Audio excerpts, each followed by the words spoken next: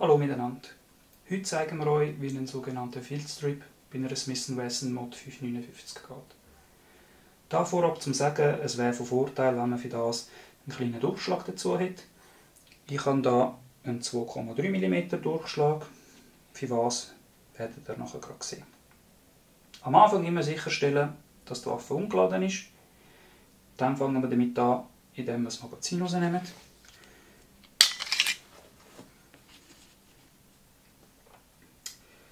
Danach geht es am besten, indem man den Hammer mal vorspannen tut. Dann muss man den Schlitten ein bisschen nach hinten bewegen, so dass die Kerbung hier in gleicher Höhe ist wie die Rundung hier vom Schlittenfanghebel. Dann tut man von der anderen Seite den rausdrücken. Das geht manchmal ein bisschen streng, darum da von Vorteil, wenn man den Durchschlag hat. So. Am besten geht es, wenn man halt die Waffen so hebt, den Schlitten ein bisschen nach hinten bewegt, so, dann hier festheben, dann kann man von der anderen Seite da durchdrücken, so, und den Schlittenfanghebel rausnehmen. Voilà. Jetzt bewegen wir den Schlitten wieder zur ursprünglichen Position. Man hört das Klicken. Dann kann man den Hammer mit der Sicherung wieder entspannen, entsichern und jetzt kann man den Schlitten wegnehmen. So. Die Rückschlagsfeder die ist einfach reingelegt, da kann man die einfach ein bisschen anlupfen. Da kommt sie einem halben entgegen.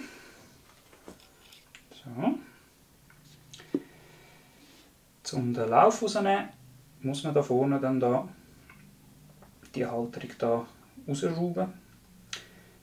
Wie man es bei einer 911er Serie kennt, der geht im Gegenuhrzeigersinn etwa so weit.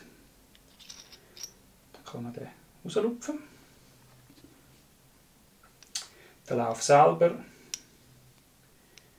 einfach auch anlupfen, rausziehen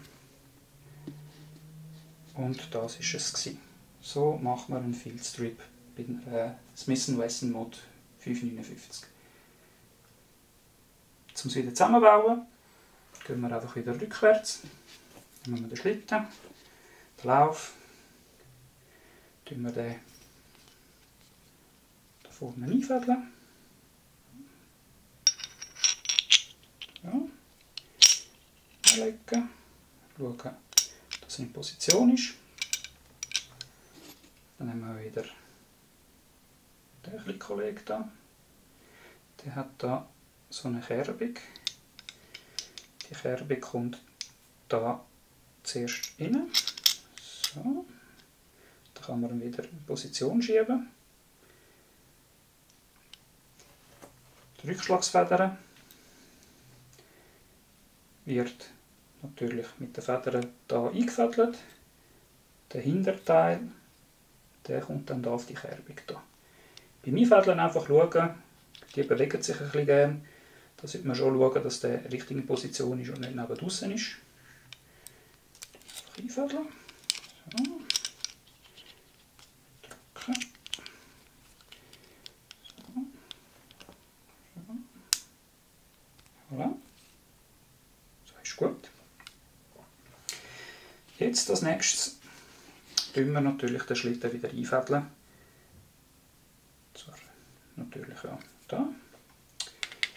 Fangen wir mal vorsichtig an. Jetzt ist halt da der Durchschlag wieder von Vorteil.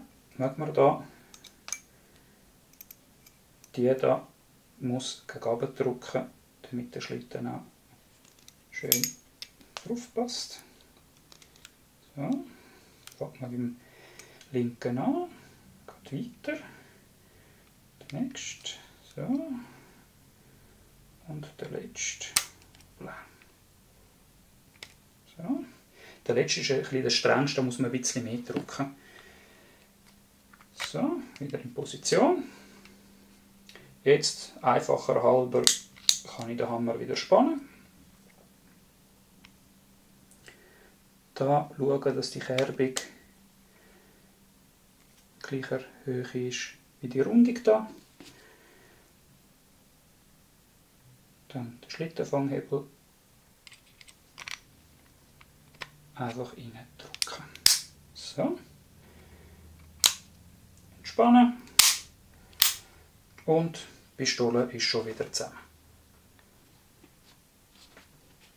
Vielen Dank fürs Schauen und bis zum nächsten Mal. Ciao zusammen.